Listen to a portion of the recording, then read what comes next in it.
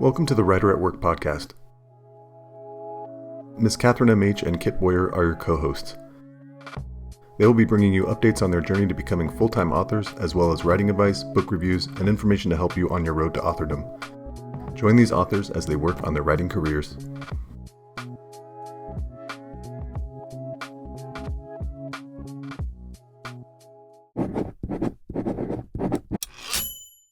Welcome to the Writer at Work podcast. I'm Ms. Catherine M.H., and with me today I have my co-host, Kit Boyer, and we are going to be talking about poetry in this wonderful craft episode.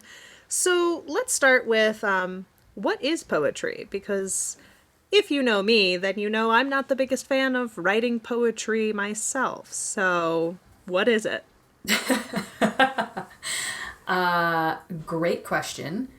Poetry is just fancy chopped up prose.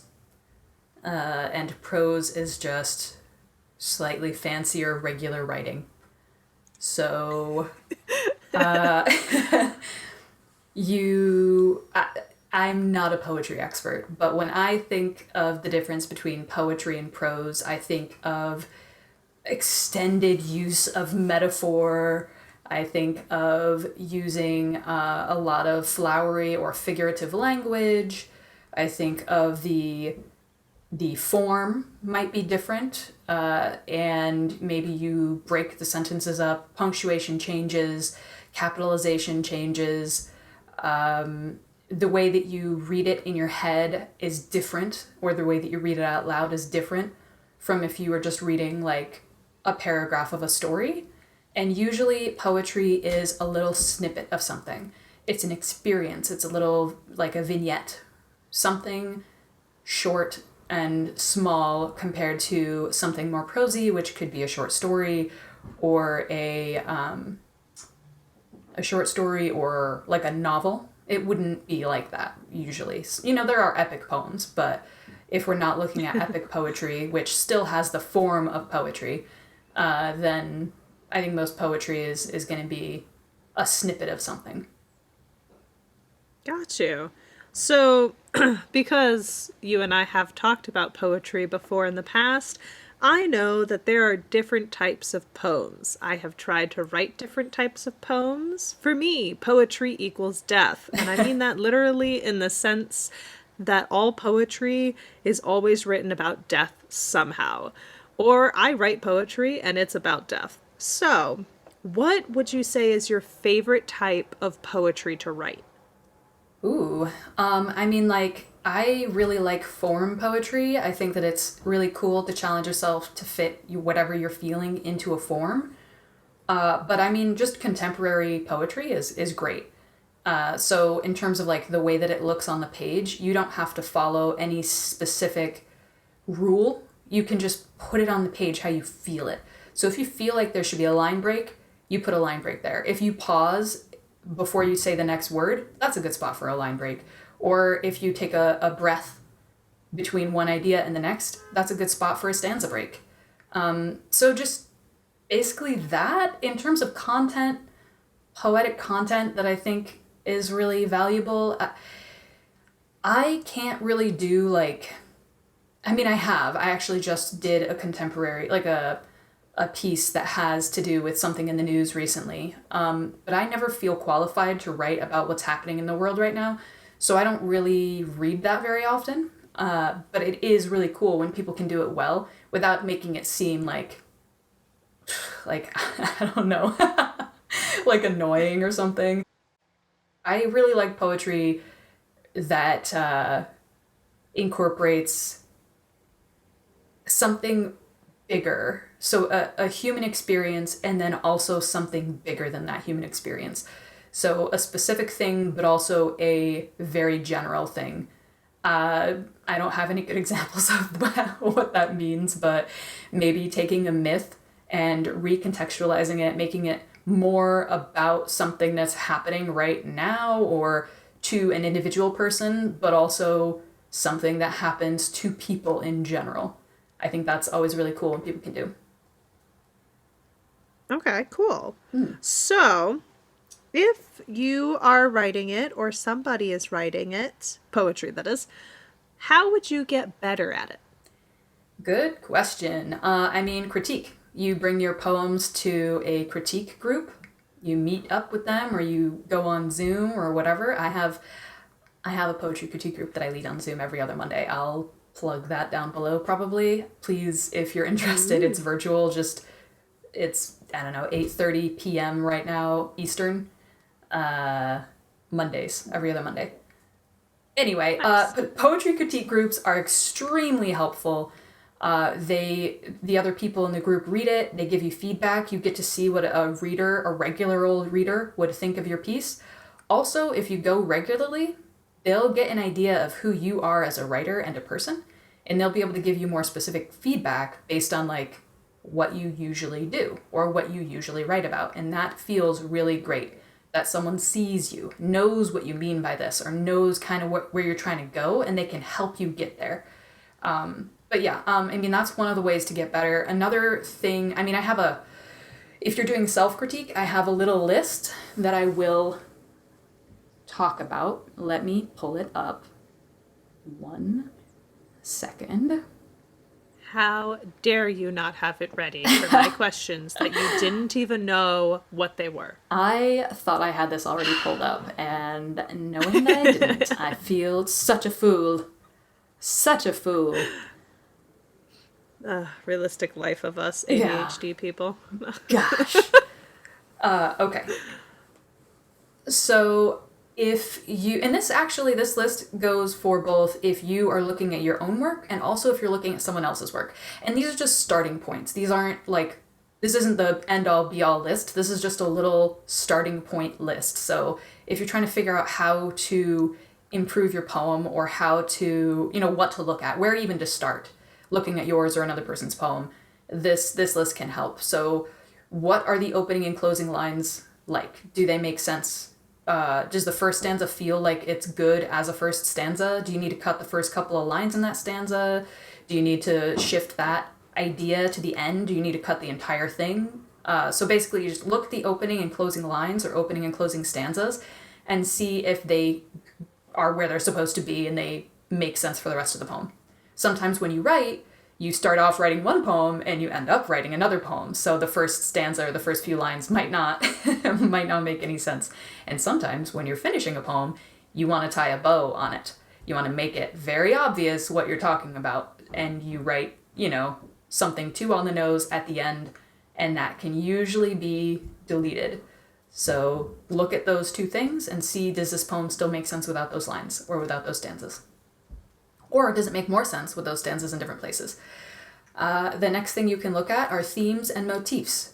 Do you have a through line in this poem that means something?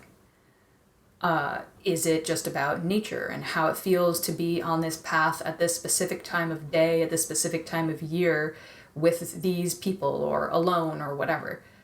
If it's about something like that, do you follow that all the way through? And would it feel more meaningful if you added another theme? So like, it's about being on the path at this time of day, at this time of year, but it's really about, feeling alone, even though you're with someone else. Or it's really about how climate change is affecting everything, even just like the walking path that you've always walked since you were a child or something like that. Like, is there something more you'd like to add? And motifs are repeating, let's say, ideas. So are there any repeating ideas in there? Like the color red, or a certain smell or flavor or something, or even just a word that you keep repeating, and maybe you use it differently each time. Do those things make sense? Are they overused? Do you repeat them too much? Because in a poem, especially shorter poems, you don't want to repeat the same thing too often, because it really, really shows. You can, because it's so short, it's taking up so much space if you repeat it. But motifs are important, themes are important, so do they make sense in there? The next thing you can look at is cohesion. Does the entire piece, every stanza in it, relate to the other stanzas and make sense together? Are there any stanzas or lines that you can cut because they're not really supporting your theme, or they don't really have the same vibe as the rest of it, or they don't support the overall vibe. The next thing you can look at is line and stanza breaks. I already said this, but when I write, when I'm not writing in a specific form, I like to, if I'm not playing with words, I like to do a line break where I would pause between words, and I like to do stanza breaks where I might take a breath or think of a new thing. Basically, like, where would you put a new paragraph, So look at the line and stanza breaks and see if those make sense to you, and play around with it. Play around with whether if you have a line and then the next line is related to that first line and isn't related to, it's like very specifically related, maybe try tabbing that in. Make, a small indent, or put, 2 spaces at the beginning of that line and see how that feels visually to you. The next thing you can look at is emotional response. This is usually for other people's poems, but you can do it for your own as well. What's your emotional response to this piece? Do you feel something emotionally deep in your heart when you read this? Or is it just kind of like, meh, like, oh, that's a nice piece about something that I don't really care about? That's something to take note of, either for yourself or for the other person. Because, you might be writing about this happy time, but your colleague reads it and they're like, this is a really sad piece. This happens all the time with me, with my kids. When I have them read something I've written, I'm like, look at this. It's such a sweet, happy poem that I wrote. And they're like, just like everything else you write, Mom, this is actually sad. And I'm like, how? And then they point it out to me and I'm like, yeah, okay, you're right. It's not sad. It's sometimes I write bittersweet things, most times. Okay, so it's not just sad.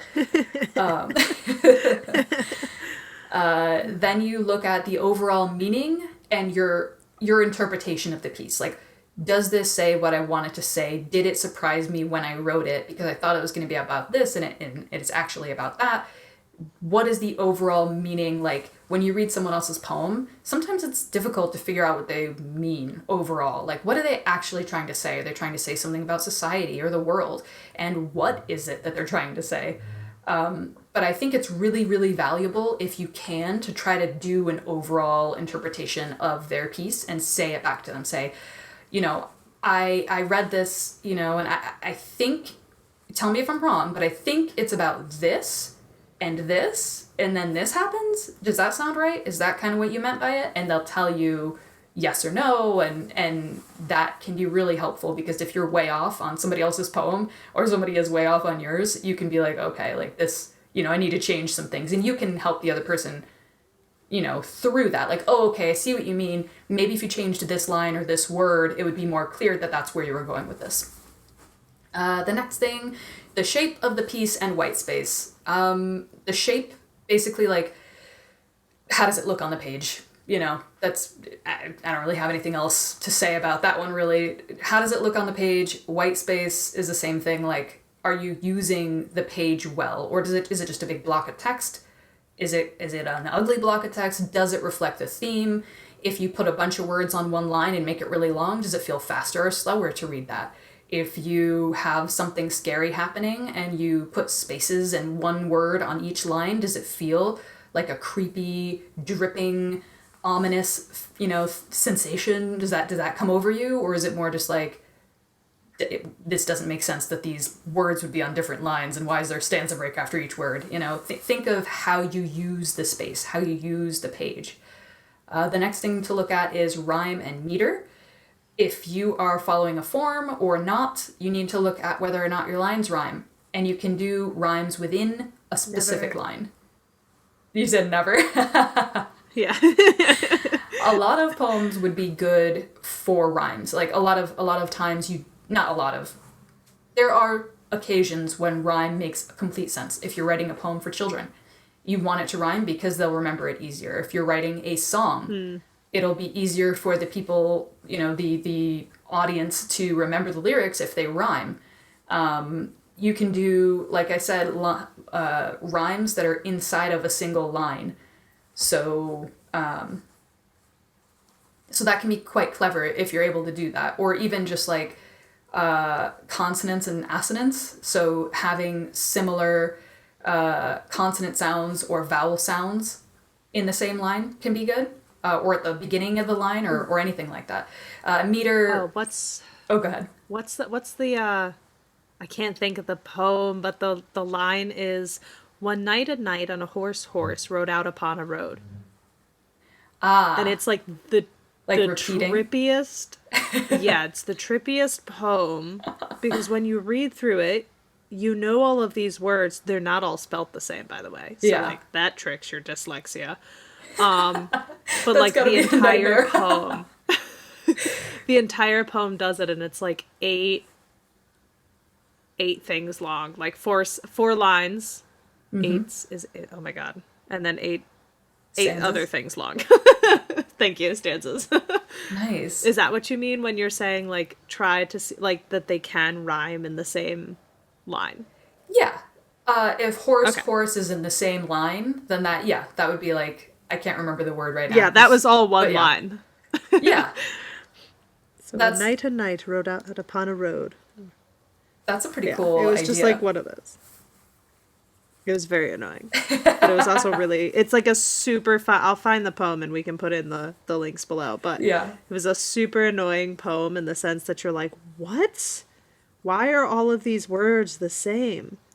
And then, but also it was like super funny about this poor knight who just doesn't get how to do his job. Nice. Yeah. Anyway, continue. I'm sorry. No, that's okay. Rhyme and meter. So we were just talking about rhyme, and meter would be kind of like how many syllables and where the emphasis is on each syllable per line. And you would really only care about that if you're writing a specific form of poem. So, if you're writing a sonnet, you want it to be a specific meter, and, it should sound, pretty much every line should have the same beat structure. That really only matters if you're doing form. If you're doing just a regular poem, the meter is up to how you feel. You can definitely still use meter and be very specific, like iambic pentameter, Iamb is a foot. So it's like, how many feet, how many steps are you taking, how many beats? Anyway, moving on. This is not English class.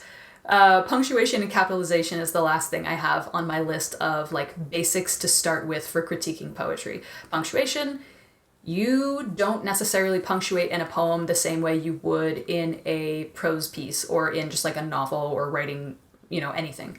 You might not use punctuation at all. You might use it in weird ways. You might use it to make pauses and other distinctions that you might not do in regular writing, like I said. In capitalization, what if you didn't have any capitals? What if you used